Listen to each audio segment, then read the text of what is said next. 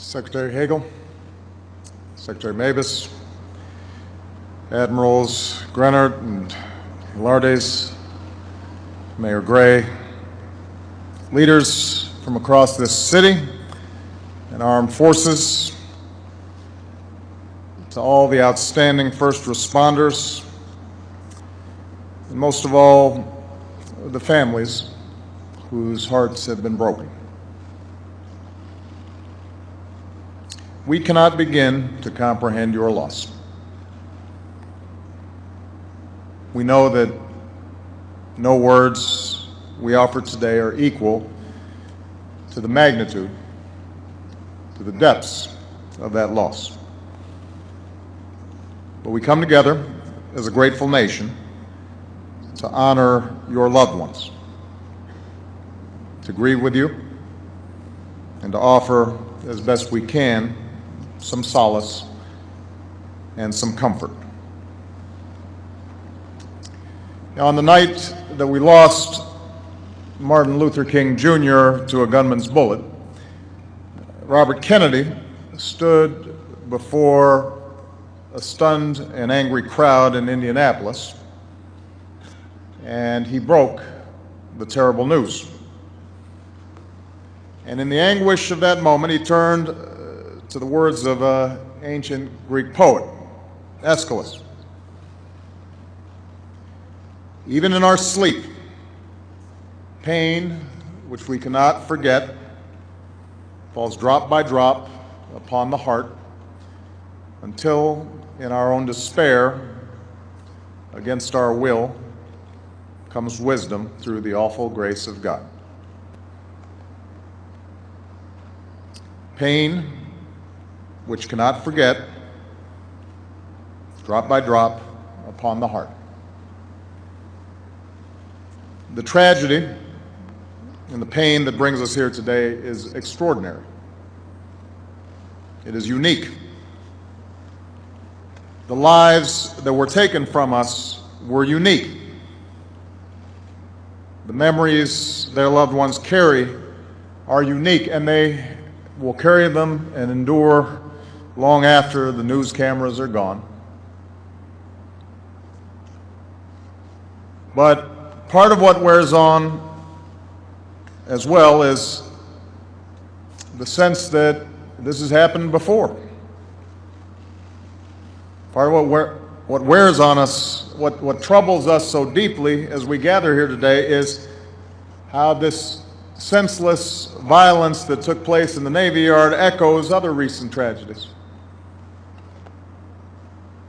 As president, I have now grieved with 5 American communities ripped apart by mass violence. Fort Hood, Tucson, Aurora, Sandy Hook, and now the Washington Navy Yard. And these mass shootings occur against a backdrop of daily tragedies, as an epidemic of gun violence tears apart communities across America, from the streets of Chicago to neighborhoods not far from here. And so once again, we remember our fellow Americans who were just going about their day, doing their jobs, doing what they loved, in this case, the unheralded work that keeps our country strong and our Navy, the finest fleet in the world, these patriots doing their work that they were so proud of and who've now been taken away from us by unspeakable violence. Once more, we come together to mourn the lives of beauty and to comfort the wonderful families who cherish them. Once more, we pay tribute to all who rush towards the danger, who risk their lives so others might live, and who are in our prayers today, including Officer Scott Williams. Once more, our hearts are broken. Once more, we ask why. Once more, we seek strength and wisdom through God's grace. You and your families, this Navy family, are still in the early hour of your grief. And I'm here today to say that there is nothing routine about this tragedy. There's nothing routine about your loss. Your loved ones will not be forgotten. They will endure in the hearts of the American people and in the hearts of the Navy that they helped to keep strong, in the hearts of their co-workers and their friends and their neighbors.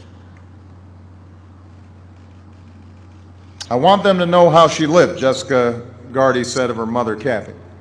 She is not a number or some statistic. None of these 12 fellow Americans are statistics. Today I want every American to see how these men and women lived. You may have never met them, but you know them. They're your neighbors. Like Arthur Daniels, out there on the weekend polishing his white Crown Victoria. And Kenneth Proctor with his beloved yellow Mustang, who, if you asked, would fix your car too. She was the friendly face at the store. Sylvia Frazier with her unforgettable gold hair, who took a second job at Walmart because she said she just loved working with people. She was the diehard fan you sat next to at the game. Kathy Gardy loved her hockey and her Caps, season ticket holder for 25 years. There were the volunteers who made your community better. Frank Kohler giving dictionaries to every third grader in his county. Marty Boudrog leading the children's Bible study at church. They lived the American dream, like Kisan Pandit, who left everything he knew in India for this land of opportunity and raised a wonderful family and dedicated himself to the United States Navy.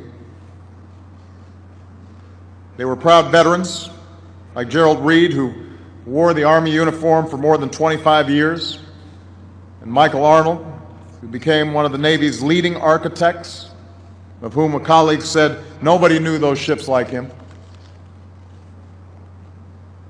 They were dedicated fathers, like Mike Rigel, coaching his daughter's softball teams, joining Facebook just to keep up with his girls, one of whom said he was always the cool dad.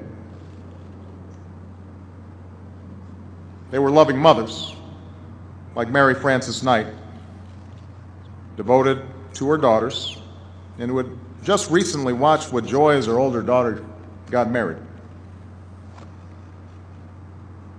They were doting grandparents, like John Johnson, always smiling, giving bear hugs to his 10 grandchildren, and who would have welcomed his 11th grandchild this fall. These are not statistics.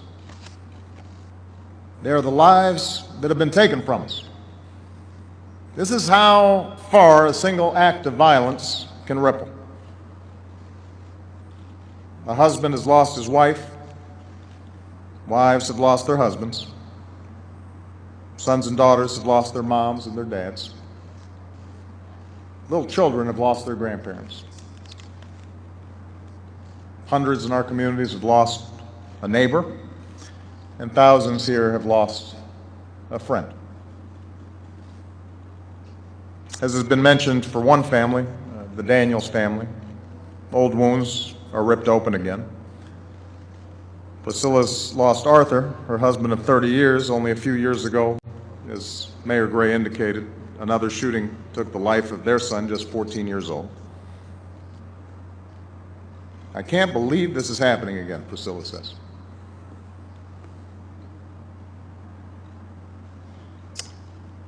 But these families have endured a shattering tragedy. It ought to be a shock to all of us, as a nation and as a people. It ought to obsess us. It ought to lead to some sort of transformation. That's what happened in other countries when they experienced similar tragedies. In the United Kingdom, in Australia, when just a single mass shooting occurred in those countries, they understood that there was nothing ordinary about this kind of carnage. They endured great heartbreak, but they also mobilized and they changed. And mass shootings became a great rarity. And yet here in the United States, after the round-of-clock coverage on cable news, after the heartbreaking interviews with families, after all the speeches and all the punditry and all the commentary, nothing happens. Alongside the anguish of these American families, alongside the accumulated outrage so many of us feel, sometimes I fear there's a creeping resignation that these tragedies are just somehow the way it is, that this is somehow the new normal. We can't accept this. As Americans bound in grief and love, we must insist here today there's nothing normal about innocent men and women being gunned down where they work. There's nothing normal about our children being gunned down in their classrooms. There's nothing normal about children dying in our streets from stray bullets. No other advanced nation endures this kind of violence. None. Here in America, the murder rate is 3 times what it is in other developed nations. The murder rate with guns is 10 times what it is in other developed nations. And there's nothing inevitable about it. It comes about because of decisions we make or fail to make. And it falls upon us to make it different. And sometimes it takes an unexpected voice to break through, to help remind us what we know to be true. And we heard one of those voices last week. Dr. Janice Orlowski's team at MedStar Washington Hospital Center treated the wounded. And in the midst of one of her briefings, she spoke with heartbreaking honesty as somebody who sees daily and nightly the awful carnage of so much violence. We are a great country, she said, but there's something wrong. All these shootings, all these victims, she said, this is not America. It is a challenge to all of us, she said, and we have to work together to get rid of this. And that's the wisdom we should be taking away from this tragedy, and so many others. Not accepting these shootings as inevitable, but asking what can we do to prevent them from happening again and again and again. I've said before, we cannot stop every act of senseless violence. We cannot know every evil that lurks in troubled minds. But if we can prevent even one tragedy like this, save even one life, spare other families what these families are going through, surely we've got an obligation to try. It's true that each of the tragedies I've mentioned is different, and in this case it's clear we need to do a better job of securing our military facilities, deciding who gets access to them. And as Commander-in-Chief, I've ordered a review of procedures up and down the chain, and I know that Secretary Hagel is moving aggressively on that. As a society, it's clear we've got to do a better job of ensuring that those who need mental health care actually get it, and that in those efforts, we don't stigmatize those who need help. Those things are clear, and we've got to move to address them. But we Americans are not an inherently more violent people than folks in other countries. We're not inherently more prone to mental health problems. The main difference that sets our nation apart, what makes us so susceptible to so many mass shootings, is that we don't do enough, we don't take the basic common sense actions to keep guns out of the hands of criminals and dangerous people. What's different in America is it's easy to get your hands on a gun. And a lot of us know this. But the politics are difficult, as we saw again this spring. And that's sometimes where the resignation comes from, the sense that our politics are frozen and that nothing will change. Well, I cannot accept that. I do not accept that we cannot find a common sense way to preserve our traditions, including our basic Second Amendment freedoms and the rights of law-abiding gun owners, while at the same time reducing the gun violence that unleashes so much mayhem on a regular basis. And it may not happen tomorrow, and it may not happen next week, it may not happen next month, but it will happen because it's the change that we need, and it's a change overwhelmingly supported by the majority of Americans. By now, though, it should be clear that the change we need will not come from Washington, even when tragedy strikes Washington. Change will come the only way it ever has come, and that's from the American people. So the question now is not whether, as Americans, we care in moments of tragedy. Clearly we care. Our hearts are broken again. And we care so deeply about these families. But the question is, do we care enough? Do we care enough to keep standing up for the country that we know is possible, even if it's hard, and even if it's politically uncomfortable? Do we care enough to sustain the passion and the pressure to make our communities safer and our country safer? Do we care enough to do everything we can to spare other families the pain that is felt here today? Our tears are not enough. Our words and our prayers are not enough.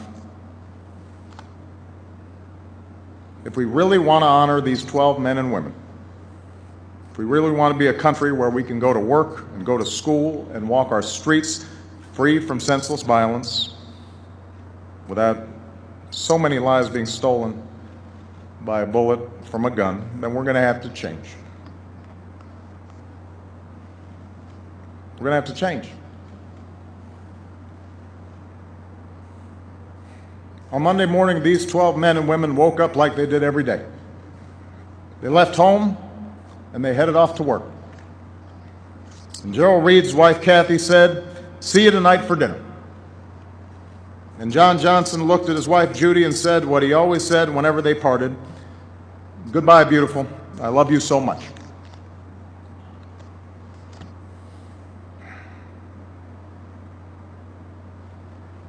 Even in our sleep, pain which cannot forget falls drop by drop upon the heart, until in our own despair, against our will, comes wisdom through the awful grace of God.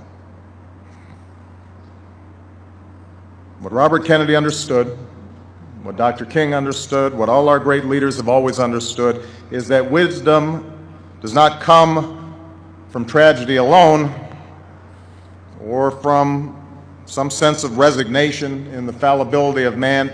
Wisdom comes through the recognition that tragedies such as this are not inevitable, and that we possess the ability to act and to change and to spare others the pain that drops upon our hearts. So in our grief, let us seek that grace. Let us find that wisdom, and in doing so, let us truly honor these 12 American patriots. May God hold close the souls taken from us and grant them eternal peace. May He comfort and watch over these families. And may God grant us the strength and wisdom to keep safe our United States of America.